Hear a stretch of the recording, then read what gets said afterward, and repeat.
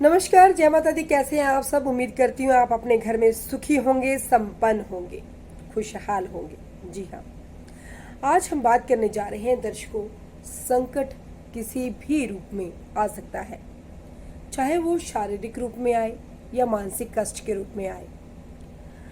तो कि हर किसी को कोई ना कोई प्रॉब्लम अवश्य अपने उनके जीवन में आती रहती है।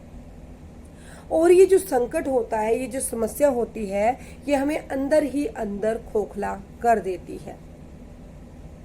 दवा और दुआ के साथ हमें अगर उपाय करने को मिलते हैं तो हमें उनकी मुक्ति के लिए, समस्याओं से मुक्ति के लिए इसका प्रयास भी अवश्य करना चाहिए।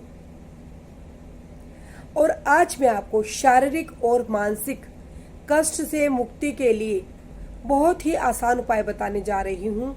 और वो उपाय करने के लिए आपको कोई जो वस्तु है आपके घर में ही है, आपको बाहर जाने की कोई आवश्यकता नहीं है। और वो कौन सी वस्तु है? जी हाँ, दही। लाल किताब के अनुसार दही को शुक्र का कारक माना जाता है। और अगर हम ज्योतिष की बात करें तो उसमें भी दही को बहुत ही शुभ माना जाता है। अरे शुभ क्यों ना हो, क्योंकि हम जब भगवान का चरणामृत बनाते हैं, पंचामृत, उसमें भी हम दही का प्रयोग करते हैं। प्राचीन समय की बात करें तो राजा महाराजा दही से स्नान अवश्य करते थे। क्यों करते थे? उसके पीछे कारण था। जब हम अपने जीवन में इन उपायों को धारण करते हैं तो समस्याएं अवश्य दूर होती हैं। शुभ कार्य का हिस्सा होता है दही। संकट को दूर करने वाला, संकट को हरने वाला होता है दही। क्या आप जानते हैं कि जिस दही को हम अपने नाश्ते के साथ यूज कर रहे हैं, डिनर में यूज कर रहे हैं, लंच में यूज कर रहे हैं, उसका ये भी प्रभाव हो सकता है। जी हाँ, तो यदि आपको लगता है कि आपका शुक्र कमजोर हो गया है, जिसकी वजह से आपके जीवन में शारीरिक और मानसिक कष्ट आ रहा है, तो आपको क्या करना है? आपको अपने जीवन को सही करने के लिए दही से स्नान करना है, दही से नहाना है। दही को लेना है, उसका अपनी बॉडी पर लेप करना है। थोड़ी देर के बाद आपको पानी से अपने आप को वॉश करना है, यानी कि दही से ही आपको स्नान करना है।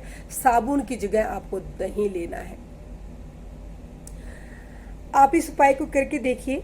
आपके जीवन में अगर शुक्र की दशा कमजोर चल रही है, शुक्र वीक है, तो आपको ऐश्वर्य में कमी आएगी, आपके ऐश्वर्य में कमी आएगी, धन में कमी आएगी, वैभव में कमी आएगी।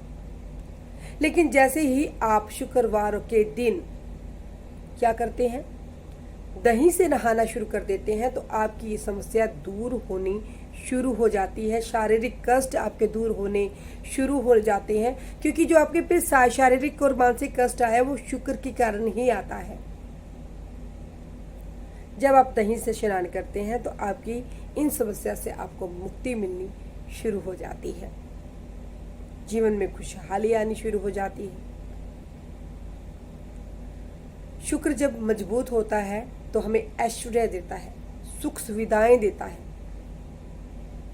वो छोटा सा उपाय है, दही से नहाना ही तो है।